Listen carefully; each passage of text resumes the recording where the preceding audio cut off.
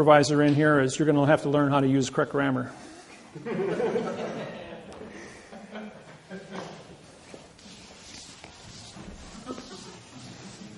You see, these are all tricks and traps, little things that are hidden in plain view right in front of you.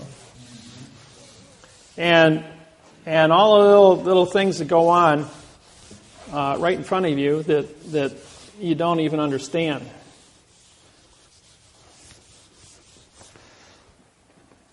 Now, I'll show you another little trick that the Universal Postal Union burned Switzerland. Do you know that all wars on planet Earth are orchestrated by the post office? The post office controls all money in all 250 countries. World War II was not an exercise in a world war as per se. It was an exercise in population reduction of 200 million people, and that's all it was. The planet was not ready to support 8 billion people in 2012. If World War II didn't take place, we would have hit 8 billion people in probably 1970, where there wasn't technology or production capabilities of feeding, so people would have been dying globally in mass units. Millions of people would have been dying at a time from starvation, rather than having a controlled issue. If the plague of 1525 or 1535, something like that, which wiped out half the population of the planet, didn't take place, we would have hit saturation way back in 1800. And then there would have been a mass destruction. When I was in, it was in high school. I think it was 11th grade. About 17 years old. We did an experiment. Took a 4-ounce potato, put it in a 2-gallon fruit jar with 2 fruit flies. In 30 days, we had 50,000 fruit flies and no potato. On the 31st day, we had no fruit flies and no potato. The point is, you can expand out of existence all at the same time. You can go out and go fishing, which, if anybody's ever done this, and you put like 30 bluegills in a 5-gallon pail. And in 1 minute, all 30 bluegills die of suffocation.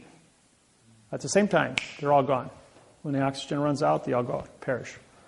Well, the same thing is true with the things that are happening on this planet about what orchestrates.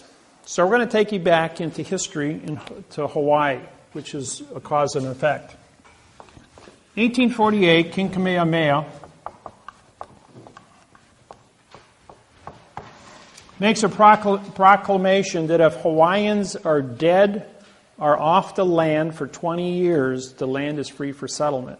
And being Hawaii is the center of the Pacific, it's very important. In 1800, the population of Hawaii was 2 million Hawaiians. In 1829, there was 34,000 Hawaiians left alive. In 34 years, they all died from whooping cough, tuberculosis, typhoid, smallpox, measles, mumps, chickenpox, all of our childhood diseases. As the Hawaiian Islands were isolated, Cook shows up in 1789, comes back in 1800 with Bishop, and because the world knows that Hawaii exists and they start sailing there, they bring all the diseases of Europe and the United States, and in 34 years, 99% of all Hawaiians are dead from genocide by germ warfare. And so the Hawaiian population is so small, based on its size, that there's King Kamehameha in 1848 nationalizes the entire island under the Bishop's Trust, putting all the remaining choice lands into the Hawaiian Kingdom. Now, 1/3 of the Hawaiian Islands was given to the Philippines, 1/3 to China, 1/3 to Japan, because they were the dominant population at the time in the Hawaiian Islands. And in the Hawaiian Islands themselves, the Hawaiians kept all the choice farmlands. With that said, China declares Hawaii to be part of their country. Japan declares Hawaii to be part of theirs, and so do the Philippines. The United States took over in I'll get to that in a few minutes.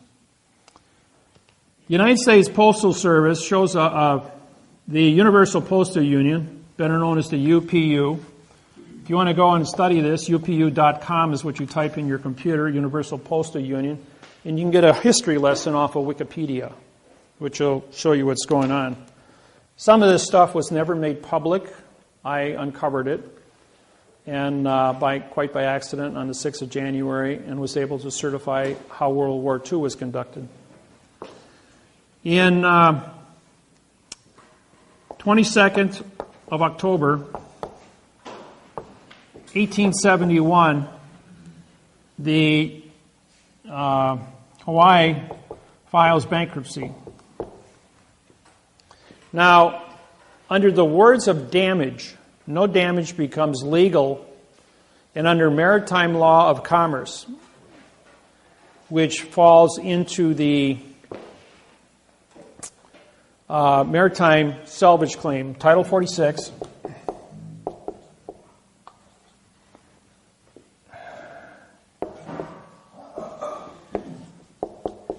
Chapter 16, Section 781. That's your salvage.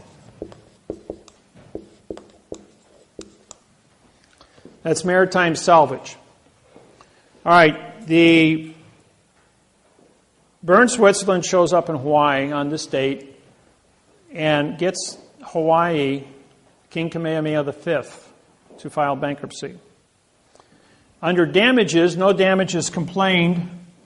So this is the 22nd of October, 1872, plus 45-day trust law and 3-day grace period is the 6th of December, 1872.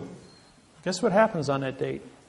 King Kamehameha V, the last reigning monarch of the Hawaiian Islands, is assassinated by poison and dies.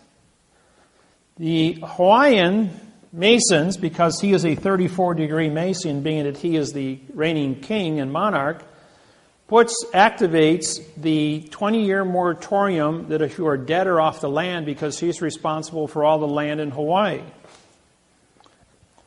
Add 45 days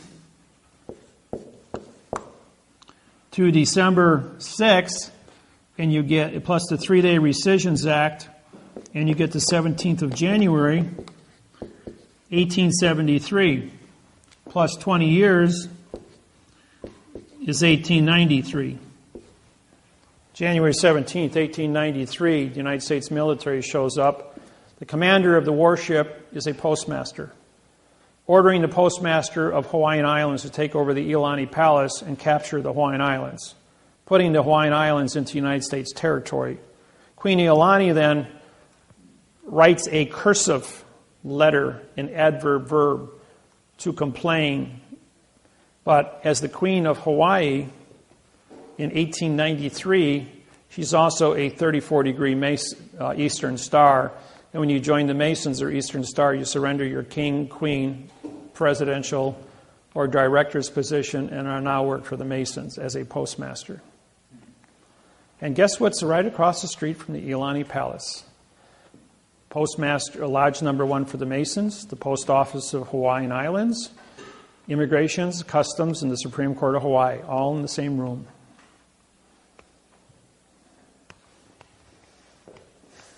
All the heads of government. So, I looked at this and I'm going like, all right, here we have 45-day trust law. 1 year damages was vacated. 45 trust law and 3-day grace period allows them to assassinate him. Plus 45 days and 3-day grace period allows them to take over, plus the 20-year moratorium, capture the Hawaiian Islands. All done by timetables. Now let's work backwards from this. As we know, that bankruptcy is a 70-year international condition, plus a 45-day trust law. If you add 45 years and 3-day lemon law, you get 7 December 1941, bombing of Pearl Harbor.